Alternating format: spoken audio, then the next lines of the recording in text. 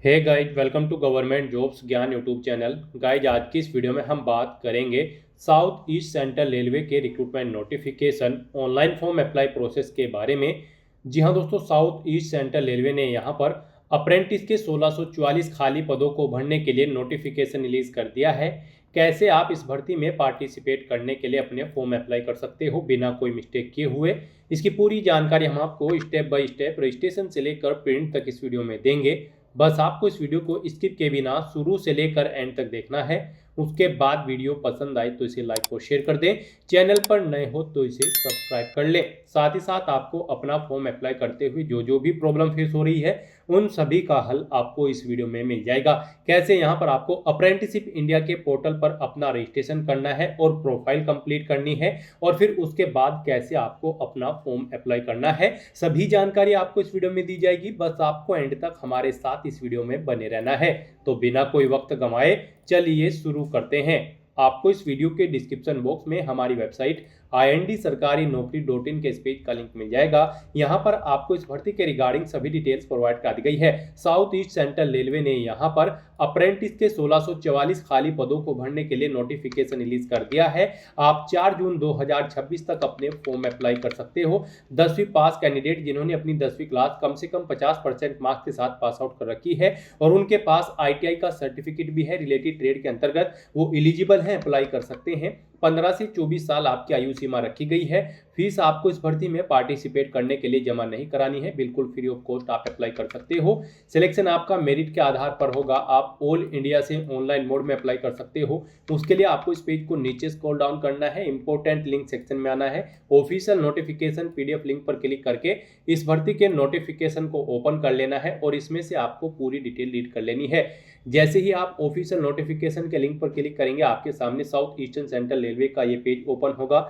Guide, यहाँ पर आने के बाद आप अपना ऑफिशियल एडवर्टाइजमेंट हिंदी में डाउनलोड करना चाहते हैं तो हिंदी में डाउनलोड करके इस ऑप्शन पर क्लिक करें। इंग्लिश में डाउनलोड करना चाहते हैं तो आप अंग्रेजी में डाउनलोड करें, इस ऑप्शन पर क्लिक करें और उसके बाद आपके सामने आपका ऑफिशियल नोटिफिकेशन डाउनलोड होकर कुछ इस तरह से शो होगा। इसमें आपको सभी डिटेल्स प्रोवाइड कर दी गई है, जैसे कि क्या पोस्ट का नाम है, कितनी उसके लिए नंबर ऑफ वैकेंसीज है, किस कैटेगरी के लिए, यहाँ पर किस ट्रेड में कितनी वैकेंसीज है, कैसे आप अप्लाई कर सकते हो, कब से कब तक आप अप्लाई कर सकते हो, क्या आपका एलिजिबिलिटी क्राइटेरिया होना चाहिए, पूरी जानकारी आपको इस नोटिफिकेशन में दे दी गई है। आप सभी डिटेल्स यहां से रीड करें, उसके बाद अपने फॉर्म अप्लाई कर लें। फॉर्म अप्लाई करने के लिए भी आपको हमारी वेबसाइट के इसी पेज पर ही अप्लाई ऑनलाइन का लिंक दिया गया है। जैसे ही आप इस लिंक पर क्लिक करेंगे आपके सामने अप्रेंटिसिप इंडिया का ये पोर्टल ओपन होगा। गाइस, इस भर्ती में पार्टिसिपेट करने के लिए आपको अप्रेंटिसिप इंडिया के पोर्टल के थ्रू अप्लाई करना है। तो यहाँ पर अगर आपने पहले से रजिस्ट्रेशन कर रखा है तो यहाँ पर आने के बाद आपको सबसे पहले अपनी ईमेल आईडी एंटर करनी है। ये कैप्चा कोड आपको इस बॉक्स में एंटर करना है और सबमिट के इस ऑप्शन पर क्लिक करके आपको अपने डैशबोर्ड में लॉगिन कर लेना है और फिर वहां से आपको अपना फॉर्म अप्लाई करना है। और अगर आप अप्रेंटिसिप इंडिया पोर्टल के थ्रू किसी भी भर्ती के लिए फर्स्ट टाइम अप्लाई करने जा रहे हो, यहाँ पर आपने अपना रजिस्ट्रेशन नहीं किया हुआ है, तो सबसे पहले यहाँ पर आपको अपना रजिस्ट्रेशन करना होगा। उसके लिए यहाँ पर आपको ऑप्शन दिया गया है रजिस्टर एज ए कैंडिडेट, आपको इस ऑप्शन पर क्लिक करना है। फिर यहाँ पर अगर आप ITI स्टूडेंट है तो इस चेकबॉक्स को ओके करें और यहाँ पर आप अपनी ITI का रोल नंबर एंटर करके फाइंड डिटेल ऑप्शन पर क्लिक करें। अपनी ITI की डिटेल्स यहाँ पर फैच कर लें और अपना रजिस्ट्रेशन कर लें। और अगर आप इस ऑप्शन के थ्रू अपना रजिस्ट्रेशन नहीं करना चाहते हैं तो फिर यहाँ पर आपके पास दूसरा ऑप्शन है, आप यहाँ पर अपना मोबाइल नंबर एंटर करें, अपनी ईमेल आईडी एंटर करें। यहाँ पर आप अपनी ईमेल आईडी एक बार फिर से एंटर करके उसे कंफर्म कर ले।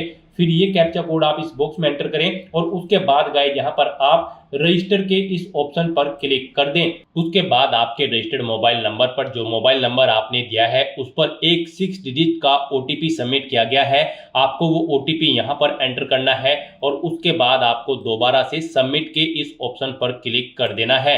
और अगर आपके पास OTP नहीं आया है तो यहाँ पर आपको रिसेंड OTP का ऑप्शन दिया गया है। आप इस लिंक पर क्लिक करके दोबारा से अपना OTP यहाँ पर मंगा सकते हैं। सबमिट के ऑप्शन पर क्लिक करते ही यहाँ पर आपका रजिस्ट्रेशन सक्सेसफुली कंप्लीट हो जाएगा। आपको एक अप्रेंटिसशिप नंबर यहाँ पर प्रोवाइड करा दिया गया है। आपको इसे केयरफुली नोट डाउन करके रख लेना है फ्यूचर यूज के लिए।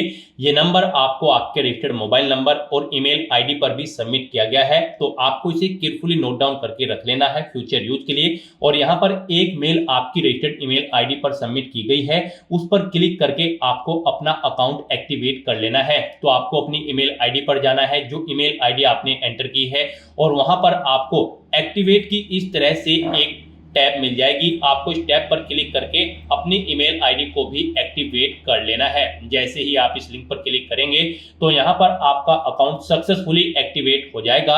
अब आपको यहाँ पर आने के बाद दोबारा से अब लॉगिन एज ए कैंडिडेट के इस ऑप्शन पर क्लिक करना है। फिर यहाँ पर आपको अपनी ईमेल आईडी एंटर करनी है। उसके बाद यहाँ पर आपको ये कैप्चा कोड इस बॉक्स में एंटर करना है, और फिर गाइज आपको सबमिट के इस ऑप्शन पर क्लिक कर देना है। उसके बाद आपके रजिस्टर्ड मोबाइल नंबर पर एक ओटीपी सबमिट किया गया है, वो ओटीपी आपको यहाँ पर एंटर करना है, और आपको दोबारा से लॉगिन के इस ऑप्शन पर क्लिक कर देना है। नेक्स्ट आपके सामने आपका डैशबोर्ड ओपन हो जाएगा। अब यहाँ पर आपको अपनी प्रोफाइल कंप्लीट करनी है, उसके बाद ही आप अप्रेंटिसशिप की भर्तियों पर पार्टिसिपेट करने के लिए एलिजिबल होंगे। तो यहाँ पर आपको टॉप पर ही कंप्लीट योर प्रोफाइल, आपको इस ऑप्शन पर क्लिक करना है।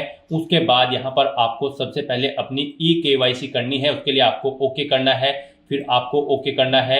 यहाँ पर आपका बैंक अकाउंट आधार सीडिंग होना जरूरी है, तो यहाँ पर आपको ओके करना है। उसके लिए अब यहाँ पर आपको कंप्लीट ई-केवाईसी, यहाँ पर ई-केवाईसी का ऑप्शन दिया गया है, यहाँ से आप कंप्लीट योर ई-केवाईसी के इस ऑप्शन पर क्लिक करें, या फिर यहाँ पर आप कंप्लीट योर ई-केवाईसी के इस ऑप्शन पर क्लिक कर लें। उसके बाद यहाँ पर आपको अपना आधार नंबर एंटर करना है। फिर आपको इस चेकबॉक्स को ओके करना है। उसके बाद आपको इस पेज को नीचे स्क्रॉल डाउन करना है, और फिर आपको यहाँ पर सेंड ओटीपी के इस ऑप्शन पर क्लिक कर देना है।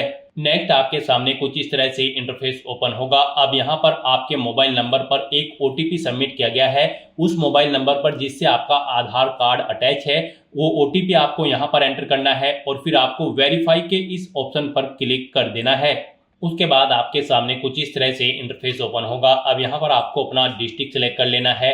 फिर यहाँ पर आपको आपके फादर का नाम शो कर दिया जाएगा। उसके बाद यहाँ पर आपसे पूछा गया है, यहाँ पर जो ये नाम शो हुआ है उससे आपका क्या रिलेशनशिप है। यहाँ पर आप ऑप्शन सेलेक्ट करें, फादर, मदर, या फिर सपोज आप अपने अकॉर्डिंग यहाँ पर ऑप्शन सेलेक्ट करें। उसके बाद आपको इस पेज को नीचे स्क्रॉल डाउन करना है। उसके बाद यहाँ पर आपको आपके आधार का जो आपका फोटो है वो यहाँ पर आपको शो कर दिया जाएगा। इस अकाउंट की प्रोफाइल इमेज यहाँ पर आप अपलोड कर दें। आपको अपलोड इमेज के इस ऑप्शन पर क्लिक करना है, फोटो को सिलेक्ट करना है, और यहाँ पर अपनी इस प्रोफाइल के लिए इमेज को यहाँ पर अपलोड कर देना है। इमेज आपकी जेपीईजी या फिर जेपीजी या फिर पीएनजी फॉर्मेट में होनी चाहिए। 4 MB से कम उसका साइज होना चाहिए। तो यहाँ पर अपनी प्रोफाइल इमेज अपलोड करने के बाद फिर आपको गो के इस ऑप्शन पर क्लिक करना है। इस तरह से यहाँ पर आपकी ई-केवाईसी कंप्लीट हो जाएगी। आपको आपके डैशबोर्ड में डायरेक्ट कर दिया जाएगा। अब यहाँ पर आपको अपनी बैंक डिटेल देनी है। अब यहाँ पर आपको बैंक डिटेल के सामने अपडेट के इस ऑप्शन पर क्लिक करना है। उसके बाद आपके सामने कुछ इस तरह से इंटरफेस ओपन होगा। अब यहाँ पर आकर आपको अपना बैंक का IFSC कोड एंटर करना है और फाइंड के ऑप्शन पर क्लिक कर देना है। उसके अकॉर्डिंग यहाँ पर आपके बैंक का नेम आपको यहाँ पर शो कर दिया जाएगा। फिर यहाँ पर आपको अपना अकाउंट नंबर एंटर करना है। वही अकाउंट नंबर आपको एक बार फिर से एंटर करके उसे कंफर्म कर लेना है। फिर यहाँ पर आपको अपने बैंक का अकाउंट टाइप सेलेक्ट करना है। आपका अकाउंट सेविंग है या फिर करंट है, आप अपने अकॉर्डिंग ऑप्शन सेलेक्ट करें। फिर यहाँ पर आपसे पूछा गया कि क्या आपका बैंक अकाउंट लिंक है या फिर सीडेड है आधार के साथ। अगर है तो यस करें, नहीं है तो नो ऑप्शन सेलेक्ट करें, और अगर नहीं पता है तो आप डोंट नो ऑप्शन पर क्लिक करें। और फिर यहाँ पर आपको डिक्लेयर करना है कि आपको पता है डीबीडी का जो अमाउंट होता है वो आपके आधार सीडेड अकाउंट में ही सबमिट किया जाता है। तो आपको इस चेकबॉक्स को ओके कर देना है, और फिर गाइस यहाँ पर आपको सबमिट के इस ऑप्शन पर क्लिक कर देना है। इस तरह से यहाँ पर आपके बैंक अकाउंट की सभी डिटेल्स सक्सेसफुली सेव हो जाएगी। यहाँ पर आप इन्हें चेकआउट करें, कहीं पर कोई मिस्टेक है तो आप एडिट के इस ऑप्शन पर क्लिक करके एडिट कर लें, और सभी डिटेल्स ओके हैं तो बस यहाँ पर अब आपको बैक के इस ऑप्शन पर क्लिक करना है। नेक्स्ट यहाँ पर अब आपको अपनी क्वालिफिकेशन की डिटेल देनी है। तो यहाँ पर आपको इस सेक्शन में अपने डैशबोर्ड में आकर अपडेट के इस ऑप्शन पर दोबारा से क्लिक करना है। नेक्स्ट आपके सामने कुछ इस तरह से इंटरफेस ओपन होगा। अब यहाँ पर आपको अपनी एजुकेशन डिटेल देनी है। यहाँ पर आप क्वालिफिकेशन टाइप में सेलेक्ट करें, एजुकेशनल क्वालिफिकेशन देना चाहते हो या फिर ट्रेन अंडर स्कीम के तहत जो क्वालिफिकेशन से उनकी डिटेल आप देना चाहते हो, यहाँ पर आप अपने अकॉर्डिंग ऑप्शन सेलेक्ट करें। एजुकेशनल क्वालिफिकेशन अगर आप सिलेक्ट करते हैं तो फिर यहाँ पर आप अपनी कोई भी क्वालिफिकेशन, जिस क्वालिफिकेशन की डिटेल आप देना चाहते हैं यहाँ पर सिलेक्ट करें। जैसे कि 10th की अगर आप डिटेल देना चाहते हैं तो यहाँ पर आप 10th ऑप्शन सेलेक्ट करें। फिर यहाँ पर आपको अपनी 10th की स्पेशलाइजेशन अगर आपकी है तो यहाँ पर आप एंटर कर दे। इंस्टीट्यूट या स्कूल का नाम दे जिससे आपने अपनी 10वीं क्लास पास आउट की है। एग्रीगेट मार्क्स यहाँ पर यानी कि कितने मार्क्स आपने ऑब्टेन किए हैं वो यहाँ पर आप एंटर करें। इस पेज को नीचे स्क्रॉल डाउन करें। टोटल मार्क्स यहाँ पर आप एंटर करें जिसमें से आपने मार्क्स ऑब्टेन किए हैं। फिर यहाँ पर आपको अपनी परसेंटेज एंटर करनी है। उसके बाद यहाँ पर आपको बताना है कि कब आपने 10th पढ़नी स्टार्ट की थी, वो डेट आप यहाँ पर इस कैलेंडर में से सिलेक्ट करें। कब आपकी कंप्लीट हुई है वो डेट यहाँ पर आप सिलेक्ट करें। फिर यहाँ पर आपको अपना क्वालिफिकेशन डॉक्यूमेंट, जैसे कि अगर आप 10वीं क्लास की डिटेल प्रोवाइड करा रहे हैं तो 10वीं का रिजल्ट या फिर सर्टिफिकेट यहाँ पर आपको अपलोड करना है। आपको चूज फाइल बटन पर क्लिक करना है, फाइल को सिलेक्ट कर लेना है और उसे यहाँ पर आपको अपलोड कर देना है। आपका जो डॉक्यूमेंट होगा वो जेपीईजी, जेपीजी, पीएनजी या फिर पीडीएफ फॉर्मेट में होना चाहिए। 4 MB से कम उसका साइज होना चाहिए। तो इस तरह से यहाँ पर अपनी डिटेल प्रोवाइड कराने के बाद फिर आपको अपडेट के इस ऑप्शन पर क्लिक करना है। उसके बाद आपको आपके डैशबोर्ड में डायरेक्ट कर दिया जाएगा। यहाँ पर आपकी 10th क्लास की डिटेल ऐड हो चुकी है, यहाँ से आप चेकआउट कर सकते हो। उसके बाद अगर आप 12th, ITI, ग्रेजुएट या फिर पोस्ट ग्रेजुएट की डिटेल देना चाहते हो तो यहाँ पर आपको ऐड एजुकेशन के इस ऑप्शन पर क्लिक करना है। दोबारा से आपके सामने यहाँ पर एजुकेशन डिटेल का ये इंटरफेस ओपन हो जाएगा। अब यहाँ पर आपको अपनी क्वालिफिकेशन का टाइप सेलेक्ट करना है। उसके बाद आपको अपनी क्वालिफिकेशन सेलेक्ट कर लेनी है, जिस क्वालिफिकेशन की डिटेल आप देना चाहते हैं। फिर यहाँ पर आपको कैटेगरी या सेक्टर सेलेक्ट कर लेना है जिसमें आपने अपनी 12वीं, 10वीं या फिर ग्रेजुएशन कंप्लीट की है। उसके बाद यहाँ पर आपकी अगर कोई स्पेशलाइजेशन है तो वो एंटर कर दें, नहीं है तो इस कॉलम को खाली छोड़ दें। उसके बाद आपको अपने इंस्टीट्यूट या फिर कॉलेज का नाम देना है। एग्रीगेट मार्क्स, कितने मार्क्स आपने ऑब्टेन किए हैं वो आपको एंटर करने हैं। टोटल कितने मार्क्स थे जिसमें से आपने मार्क्स ऑब्टेन किए हैं वो आपको एंटर करने हैं। अपनी परसेंटेज यहाँ पर आपको एंटर करनी है।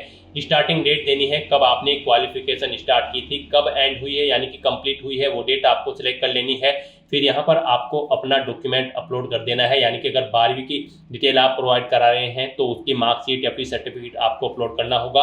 आपको चूज फाइल बटन पर क्लिक करना है, फाइल को सिलेक्ट कर लेना है और उसे यहाँ पर अपलोड कर देना है। फाइल आपकी जेपीईजी, जेपीजी, पीएनजी या फिर पीडीएफ फॉर्मेट में होनी चाहिए। 4 MB से कम उसका साइज होना चाहिए। तो इस तरह से अपनी डिटेल प्रोवाइड कराने के बाद आपको दोबारा से अपडेट के इस ऑप्शन पर क्लिक करके अपनी डिटेल प्रोवाइड करा देनी है। इस तरह से यहाँ पर आपकी 12th क्लास की डिटेल भी ऐड हो जाएगी। उसके बाद अगर आप ITI या फिर ग्रेजुएट की डिटेल देना चाहते हैं तो यहाँ पर आपको आपके डैशबोर्ड में दोबारा से ऐड एजुकेशन के इस ऑप्शन पर क्लिक करना है। आपके सामने यही इंटरफेस शो होगा। यहाँ पर आप अपनी एजुकेशनल क्वालिफिकेशन ऑप्शन सेलेक्ट करें, फिर क्वालिफिकेशन सेलेक्ट करें, ITI या फिर ग्रेजुएट या फिर पोस्ट ग्रेजुएट। ITI अगर आप सेलेक्ट करते हैं तो फिर यहाँ पर आपको बताना है आपने अपनी ITI NCVT या फिर SCVT किससे कंप्लीट की है, आप अपने अकॉर्डिंग ऑप्शन सेलेक्ट करें। स्पेशलाइजेशन यहाँ पर आप सिलेक्ट करें किस में आपने अपनी ITI कंप्लीट की है, यहाँ पर आप अपने अकॉर्डिंग ऑप्शन सेलेक्ट करें। फिर इंस्टीट्यूट का नाम दें जिससे आपने अपनी ITI कंप्लीट की है, कितने मार्क्स आपने ऑब्टेन किए हैं वो यहाँ पर आप एंटर करें। उसके बाद यहाँ पर आपसे पूछा गया है कि यहाँ पर आपको टोटल कितने मार्क्स थे जिसमें से आपने मार्क्स ऑब्टेन किए हैं वो आपको एंटर करने हैं। अपनी परसेंटेज देनी है, कितने % मार्क्स आपने ऑब्टेन किए हैं ITI में, कब स्टार्ट की थी ITI पढ़नी, कब कंप्लीट हुई है वो डेट आप यहाँ पर सिलेक्ट कर लें। उसके बाद यहाँ पर आप अपनी ITI की जो क्वालिफिकेशन डॉक्यूमेंट है उन्हें यहाँ पर आप अपलोड कर दें।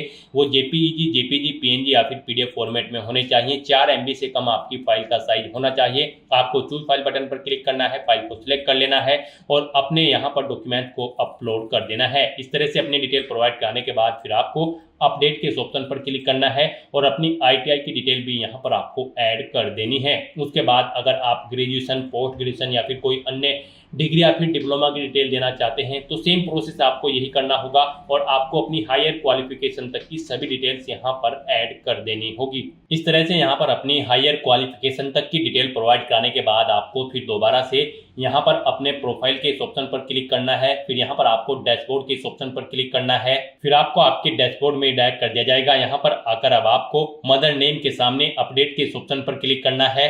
नेक्स्ट आपके सामने यहाँ पर कुछ इस तरह से इंटरफेस शो होगा। अब यहाँ पर आकर आपको सबसे पहले अगर आपके पास कोई अल्टरनेट मोबाइल नंबर है तो यहाँ पर आप एंटर कर दें, नहीं है तो आप इस कॉलम को खाली छोड़ दें। उसके बाद यहाँ पर आपसे पूछा गया है कि क्या आपको कोई डिसेबिलिटी है या फिर आप दिव्यांग है। अगर हैं तो यहाँ पर आप येस ऑप्शन सेलेक्ट करें और फिर उसकी डिटेल दें। नहीं है तो आप नो ऑप्शन सेलेक्ट करें। येस ऑप्शन अगर आप सेलेक्ट करते हो तो फिर यहाँ पर आपको अपनी डिसेबिलिटी की परसेंटेज मेंशन करनी है। डिसेबिलिटी का कोई प्रूफ यानी कि सर्टिफिकेट आपको अपलोड करना है जेपीजी, पीएनजी या फिर पीडीएफ फॉर्मेट में। 4 MB से कम उसका साइज होना चाहिए। अपनी डिसेबिलिटी कैटेगरी यहाँ पर आपको सिलेक्ट कर लेनी है। सब डिसेबिलिटी कैटेगरी आपको सिलेक्ट करनी है। और गाइज अगर आप दिव्यांग या फिर डिसेबिलिटी आपको नहीं है तो यहाँ पर आपको सिंपली नो ऑप्शन सिलेक्ट करना है। इस पेज को नीचे स्क्रॉल डाउन करना है और फिर यहाँ पर आपको अपनी मदर का नाम एंटर करना है। उसके बाद यहाँ पर आपको अपना कोई आईडी प्रूफ यहाँ पर सिलेक्ट कर लेना है, जैसे कि पैन कार्ड या फिर ड्राइविंग लाइसेंस या फिर अदर। आप अपने अकॉर्डिंग ऑप्शन सेलेक्ट करें। फिर यहाँ पर आपको अपना वो आईडी प्रूफ अपलोड कर देना है। चूज फाइल बटन पर क्लिक करना है, फाइल को सिलेक्ट कर लेना है और अपना आईडी प्रूफ आपको यहाँ पर अपलोड कर देना है। वो जेपीजी, पीएनजी या फिर पीडीएफ फॉर्मेट में होना चाहिए। 4 MB से कम उसका साइज होना चाहिए और उसका नंबर यहाँ पर आपको एंटर कर देना है। फिर यहाँ पर आपको अपना स्टेट सिलेक्ट करना है। अपना डोमिसाइल यहाँ पर आपको अपलोड करना है कि आप उस स्टेट के मूल निवासी है या फिर नहीं। तो उसके लिए यहाँ पर आपको अपना डोमिसाइल अपलोड करना है। वो यहाँ पर आपका जेपीजी, पीएनजी, पीडीएफ, डॉक या फिर डॉक्स फाइल होनी चाहिए। 4 MB से कम उसका साइज होना चाहिए। उसके लिए भी आपको चूज फाइल बटन पर क्लिक करना है, फाइल को सिलेक्ट कर लेना है और अपना डोमिसाइल यहाँ पर आपको अपलोड कर देना है। फिर आपको इस पेज को नीचे स्क्रॉल डाउन करना है और उसके बाद यहाँ पर आपको अपनी कैटेगरी सिलेक्ट कर लेनी है, जिस कैटेगरी से आप बिलोंग करते हैं। उसके बाद यहाँ पर आपको अपना एड्रेस एंटर करना है। गाइस यहाँ पर एक एड्रेस आपके आधार से अटैच करके ऑटोमेटिकली फिल कर दिया गया है। इसके अलावा अगर आपका कोई और एड्रेस है तो वो यहाँ पर आप एंटर कर दें और फिर गाइस यहाँ पर आपको इस पेज को नीचे स्क्रॉल डाउन करना है। फिर यहाँ पर आपको अपने सिग्नेचर अपलोड करने हैं। सिग्नेचर यहाँ पर आपके जेपीजी या फिर पीएनजी फॉर्मेट में होने चाहिए। 4 MB से कम उनका साइज होना चाहिए। आपको चूज फाइल बटन पर क्लिक करना है, फाइल को सिलेक्ट कर लेना है और अपने सिग्नेचर्स को यहाँ पर अपलोड कर देना है। उसके बाद अगर आप अपने बारे में कुछ इन्फॉर्मेशन देना चाहते हैं तो यहाँ पर इस बॉक्स में आप प्रोवाइड करा सकते हैं। इस तरह से अपनी डिटेल यहाँ पर फिल करने के बाद फिर आपको अपडेट के इस ऑप्शन पर क्लिक करना है। इस तरह से आपकी डिटेल सक्सेसफुली सेव हो जाएगी। फिर आपको अपने प्रोफाइल के इस ऑप्शन पर क्लिक करना है। दोबारा से डैशबोर्ड के ऑप्शन पर क्लिक कर देना है। उसके बाद आपको आपके डैशबोर्ड में ही डायरेक्ट कर दिया जाएगा। यहाँ पर आप चेकआउट कर सकते हो। आपकी जो प्रोफाइल है वो सक्सेसफुली कंप्लीट हो चुकी है, 100% कंप्लीट हो चुकी है। अब यहाँ पर आप एलिजिबल हैं ITI अप्रेंटिस की किसी भी भर्ती में पार्टिसिपेट करने के लिए। जो भर्तियां यहाँ पर अप्रेंटिसशिप इंडिया पोर्टल के थ्रू भरी जाएंगी, आप उन भर्तियों में पार्टिसिपेट करने के लिए, अप्लाई करने के लिए एलिजिबल हो, आप अप्लाई कर सकते हो। आपका यहाँ पर अप्रेंटिसशिप इंडिया के पोर्टल पर रजिस्ट्रेशन सक्सेसफुली कंप्लीट हो चुका है। अपनी प्रोफाइल कंप्लीट करने के बाद फिर आपको आपके डैशबोर्ड में माई अपॉर्चुनिटीज के इस टैब पर क्लिक करना है। फिर आपके सामने कुछ इस तरह से इंटरफेस शो होगा। अब गाइस आपको south east central railway apprentice की इस भर्ती पर अप्लाई करने के लिए यहाँ पर सर्च बाय लोकेशन में रायपुर टाइप करना है। रायपुर के अंतर्गत ये भर्ती निकली है, रायपुर डिवीजन में। तो यहाँ पर आप रायपुर ऑप्शन सेलेक्ट करेंगे। टाइप करने के बाद उसके बाद यहाँ पर इस डिवीजन में करंट में जितनी भी भर्तियां चल रही होंगी उन सभी की लिस्ट यहाँ पर आपको शो कर दी गई है। गाइस यहाँ पर आप अप्रेंटिस की जिस भी ट्रेड के लिए अप्लाई करना चाहते हैं, जैसे कि टर्नर या फिर मैकेनिस्ट या फिर वेल्डर या फिर फिटर, आप यहाँ पर जिस भी ट्रेड के लिए अप्लाई करना चाहते हैं, जिस ट्रेड का आपके पास ITI सर्टिफिकेट है, उसके लिए आप यहाँ पर अप्लाई की टैब पर क्लिक करेंगे और सिंपली आप यहाँ पर अप्रेंटिस की इस भर्ती के लिए अप्लाई कर लेंगे। तो यहाँ पर आप जिस ट्रेड के लिए अप्लाई करना चाहते हैं अप्लाई कर सकते हैं। सिंपली अप्लाई के टैब पर क्लिक करते हुए यहाँ पर आप एक से ज़्यादा ट्रेड के लिए भी अप्लाई कर सकते हैं। अगर आपके पास 2 सर्टिफिकेट है ITI के अलग अलग ट्रेड में, तो आप 2 ट्रेड के लिए भी अप्लाई कर सकते हो। और गाइस यहाँ पर आप व्यू डिटेल के ऑप्शन पर क्लिक करके इस भर्ती की डिटेल्स भी चेकआउट कर सकते हो। तो जैसे ही आप अप्लाई के स्टेप पर क्लिक करेंगे फिर आपको यहाँ पर लोकेशन सेलेक्ट करनी होगी। यहाँ पर उस ट्रेड के अंतर्गत जिस भी शॉप या लोकेशन पर वो यहाँ पर भर्ती होगी वो आपको सिलेक्ट करनी है और अप्लाई के ऑप्शन पर क्लिक करना है। फिर यहाँ पर आपके सामने मैसेज शो हो जाएगा, आप सक्सेसफुली अप्लाई कर चुके हो और यहाँ पर आपको उस ट्रेड में ऑलरेडी अप्लाइड टैब शो कर दी जाएगी जैसे ही आप अप्लाई कर लेंगे। तो दोस्तों ऐसे आप south east central railway apprentice की इस भर्ती के लिए अपने फॉर्म अप्लाई कर सकते हो बिना कोई मिस्टेक किए हुए। आज की इस वीडियो में बस इतना ही। आई होप ये वीडियो आपको पसंद आई होगी। अगर पसंद आई हो तो इसे लाइक और शेयर करें। चैनल पर नए हो तो इसे सब्सक्राइब कर लें। Thanks for watching.